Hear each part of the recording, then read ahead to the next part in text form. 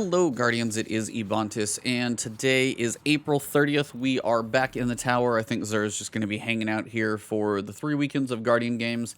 That being said, make sure the tower ceremony is active for the second week. So if you go talk to Evil Levante, we'll let you know who won the week in the tower, and make sure you go up to the podium. And last week I didn't quite know it at the time, but if you go up and get your podium ceremony, you will get a Pinnacle +2 drop. So theoretically, whatever's going to drop is going to be...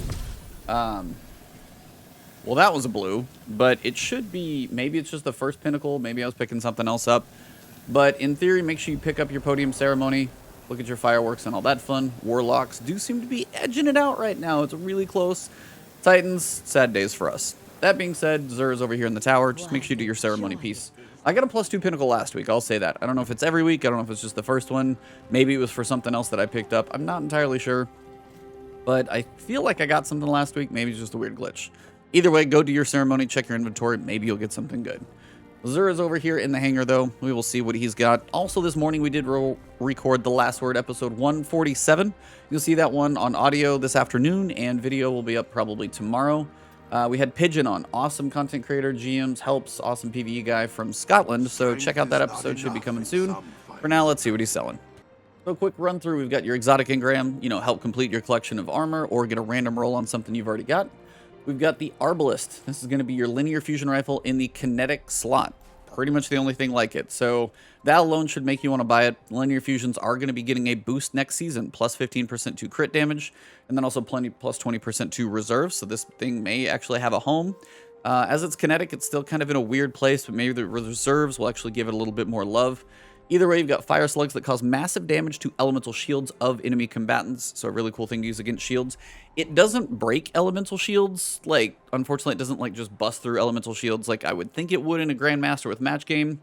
On the other side, though, still something very cool to have. Also, it has disruption break on there, so more effectiveness with the shields. That being said, if you don't have it, buy it. Next thing we've got over here is going to be the Graviton Forfeit. Vanishing Shadow increases the duration of any invisibility effects, so for you Shadow Hunters, a good thing to go for.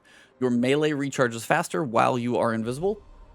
And then you've also got your stats. We've got a 65 total, 17 on mobility, 15 on recovery, 11 on intellect. Resilience is pretty low. Honestly, for a hunter, you should probably buy this thing because mobility, recovery, intellect, all in double digits. You probably don't care too much about resilience on this one, some discipline, some strength.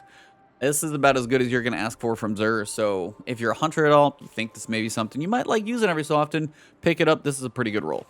For the Titans, we've got the Mark 44 stand-asides. Up here, Seriously Watch Out is the perk. Grants an overshield when you are sprinting at full health, and with Seismic Strike, Hammer Strike, or Shield Bash equipped on your charge. Hits with these abilities recharge a portion of your melee energy. In PvP, you seem to get most of it back. So if you like shoulder charges, these are your jam. For stats, 63 isn't bad. You got 10 mobility, 15 resilience, not bad for Titans.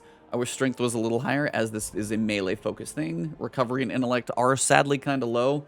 So while it's not a completely ugly stat roll, it definitely could be better. So, if the mobility was down here in recovery, a little more into strength and intellect, less discipline, would be nice. 63 is still not terrible.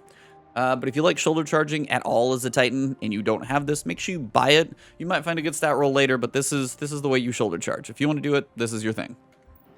For the Warlocks, we've got the Astrocyte Verse. Here we've got the Move to Survive. Blink further and more frequently, so your blink is going to get a bit of a boost.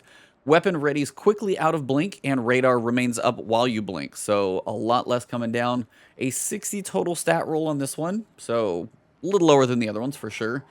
You've got a 2 in disciplines. That's not great. Strength of 20, so if you like punching things, but that's really not what this is built around. Intellect of 7. Recovery of 12 isn't bad, but overall this stat distribution is pretty funky, 8 in resilience, 11 in mobility.